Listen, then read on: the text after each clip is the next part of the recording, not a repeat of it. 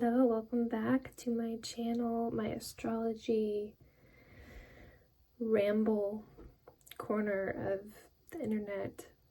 And I had a bunch of notes about this transit that's happening today, Mercury conjunct Pluto. It's literally the last outer planet transit until I think 2047. I'll have to double check, but it's a pretty BFD, big effing deal. For the most part, I don't like to hype transits. I don't think it's healthy. I see it a lot in astrology where people get fearful when it comes to certain aspects and whatnot. So I try not to do that, but just because Mercury is such an everyday kind of planet and Pluto is such an intense, formidable energy to deal with, I do think this aspect is a little bit of a big deal, like I was saying. So, what does it represent? First of all, it's in Capricorn, and Capricorn represents the structure of society to some extent. It's known as one of the social signs, and it has a lot to do with productivity and morality and the expectations that we all have to deal with, the expectations that we place on ourselves. And Mercury has been in Capricorn since, I gotta look it up. Mercury has been in Capricorn since December. And what Mercury in Capricorn is basically, it gives us the opportunity to try to hone in on how to accomplish really big things. It also is intense in that it can promote self-criticism. Capricorn is very perfectionistic and very focused on results. So during the transit of Mercury in Capricorn, we may have realized how we hold ourselves back due to self-judgment, self-criticism, fear of failure. Failure is a big thing with Capricorn. Saturn is the planet of rules and restrictions, limitations. So people with heavy Capricorn can feel their limitations a little more than most people. And Mercury in itself is very nitpicky, and it's aggressive in trying to figure out what's wrong.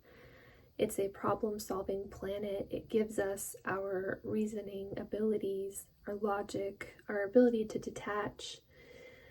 And Pluto, on the other hand, is a little bit less objective and more subjective.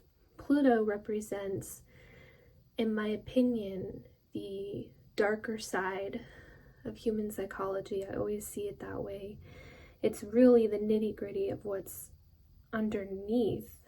If Mercury represents the mind and the more mundane aspects of the mind, like our nervous system, our speech, our thoughts, Pluto is the deeper layers of the mind.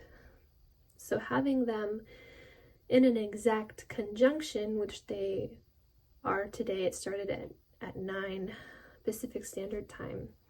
Having them in a conjunction can really, in my view, bring out a lot of deeper psychological, shadowy aspects of the mind. I feel like this transit could bring up a lot of fears, a lot of insecurities, mostly fears around being controlled or manipulated. I think that could come up because Pluto is connected to manipulation, lies, deceit, anything to kind of promote power, and that's what Capricorn is about too. It's about power. Pluto in Capricorn really exposes that human syndrome of pursuing power just to have power and not really for any altruistic cause. Something else I wanted to say about Pluto that I forgot to mention when I was doing the main video. Pluto is change, big transformations that can seem subtle because of the hidden nature of the planet, but they are very, very deep structural changes. So with Pluto, the planet of transformation, laying in a conjunction with Mercury, we could have major shifts in our perception of reality, understanding things that we missed regarding just the nature of how things work, really changing ideas and evolving perspectives is a big thing, I think, with this transit. I really overemphasized the kind of more brutal elements of Pluto, so I wanted to throw this in here and kind of make it more nuanced, I guess. So I think that's something to watch out for potentially, is look at where in life we fear being controlled. Look at where in life we might be being manipulated. And it's interesting to see the exact conjunction between Mercury and Pluto forming a sextile with Neptune, although it's an orb of 5, it's kind of wide, but Neptune also represents deceit, deception. It really hides things from view. But because it's a sextile, instead of being a hindering force, really distorting the truth, hiding the truth, making us want to run from the truth, the sextile of Mercury conjunct Pluto to Neptune, I feel like is going to help us open up to the truth and receive it. Neptune, when it's performing its good side, it's very receptive and open, empathetic, understanding. It helps us receive things that cannot be seen. So I think that's really cool. And during this, Venus is going to be conjunct Neptune. Venus is tied to our relationships. So power in relationships, fears of being lied to, being manipulated in relationships, but also the ability to resolve it, the ability to deal with it from a more patient and loving place because of that Neptune influence. What else is going on? I got notes here. Oh, this was another thing. So another cool thing about Pluto is that it represents investigation.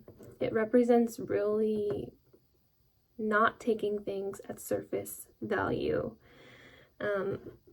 It's really probably, potentially, I don't like to speak in certainties, it's potentially going to have us digging, thinking a lot, really mulling over certain big questions or mysteries in our lives, especially with Neptune. Neptune is the planet of haze and mystery. So we may be truly trying to find answers, and we might find them to the bigger questions that we have in life that we've had for a while. See if I can read my notes. Okay, my camera stopped recording. It's always fun, but it's all right. What else was I gonna say? Oh, I'm just gonna read this from my notes. It says, As Pluto and Mercury are in Capricorn during this transit, it's important to look at Cap's ruler, Saturn, and see what it's up to. Saturn is still in Aquarius, conjuncting the Sun. Aquarius represents our dreams for the future and our capacity for innovation and societal growth. Saturn in Aquarius transits connect to social obligation, respect, autonomy, and independence. These themes may play a role in influence during the Mercury-Pluto transit, with the Sun being somewhat important in this chart, which I'm going to put in the video. The chart for when this aspect goes exact. We may find ourselves dealing with elements of power and control in relationships and feel a need to shift our energetic resources, transforming the things that are stopping us from having more powerful strategies for success, which is an important Mercury Capricorn element, is strategizing and coming up with a linear scheme of how to be more successful, detaching from the fear and insecurity and looking at it in a more business-like way. So rather than getting in our own way all the time, maybe we can figure out how to not take failure so personally. I think that's a good idea, potentially. I don't know. It sounds easier than it is. But yeah, I think that's about it. Those are the important points that I wanted to cover. Thank you for staying here through this if you've made it through the video. I appreciate you, and I will be coming back to talk about future aspects. I also want to do a reading, a group of readings, the pick a question readings that I like to do. For this aspect, I have questions that were inspired by this Mercury-Pluto conjunction, so I will be back pretty soon to be doing those readings. Anyway, thanks.